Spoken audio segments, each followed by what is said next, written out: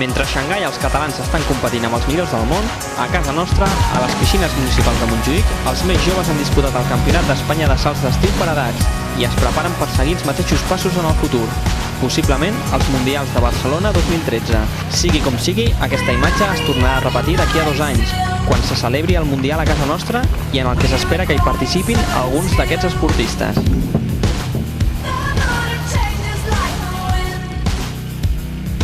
Després d'arrencar molt igualats, els locals han deixat un minut sense notar el riu en Andorra, però malgrat tot les diferències s'han anat escurçant i amb un 69-63 s'ha engegat el darrer tram de maig. La fatiga del quintet andorrà ha acabat passant factura. A la primera la vaig anar dominant tota la carrera, menys a l'última volta, que vaig empatar amb la que va quedar de fer el millor que puguem. Falta l'europeu d'UCI, que el té la meva germana, que va guanyar 2 cops, i que vaig guanyar. I llavors a Bèlgica també vaig guanyar i a França vaig quedar segona. N'he guanyat 2 i l'altra he quedat segona. Suposo que amb el cansanci també de fer tantes competicions i tot, doncs estava una mica nerviosa, però sí, quan a la que vaig començar Els homes de Godín han respost a l'empenta blaugrana, però a poc els de Xavi Pasqual han imposat el seu ritme i en vol. Demà el Barça es jugarà el títol contra el Butxí de Folles. Han tancat els mataronins al seu camp i no ha sigut fins al minut 52 quan han aconseguit ser la Taranyina visitant. Charlie ha afusellat Cuevas, poc després el segon. Després del tercer gol d'Ivan Peralta s'ha incrementat la pressió i Cuevas ha evitat una major golejada pels visitants.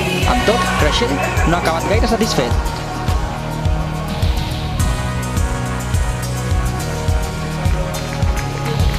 A 94 dies per arrencar els Jocs Paralímpics de Londres, encara alguns atletes buscaven plaça. Avui s'ha disputat el 7è Picnic Internacional ISS Gran Premi Ken Parma, de l'Hospitalet, l'última crida per aconseguir passaport a la capital anglesa.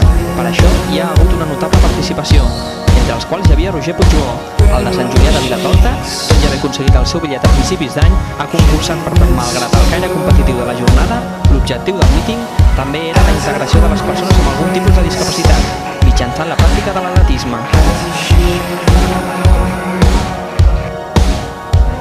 Últims autògrafs i fotografies amb els aficionats pericos. Moisés Hurtado s'ha acomiadat avui del que per a ell ha estat i és casa seva. Emocionat però... Una Copa del Rey, una salvación en el último segundo. Gracias, Coro.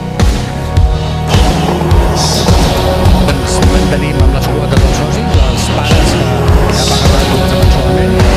Tenim la sort d'estar a Sant Cugat, el model esportiu de Sant Cugat és un model molt bo i positiu, que és una ciutat multiesportiva i que l'Ajuntament ens ajuda a aconseguir les instal·lacions i bàsicament... Soy el Paco Mares, del Real Club Deportivo Español. Juego en delantera. Ambiciosa es mostra la jove jugadora espanyolista, a punt de bufar les 16 espelmes. El curs passat ja va debutar amb el primer equip i enguany ja en forma part, tot i el seu posat tímid va fer-se l'enforat en el pan australià. Avui l'equip entrenat pel terrassenc Rafa Aguilar ha viatjat cap a la localitat sèrbia d'Ani. Per al preparador, el rendiment ha d'anar en augment a les properes setmanes.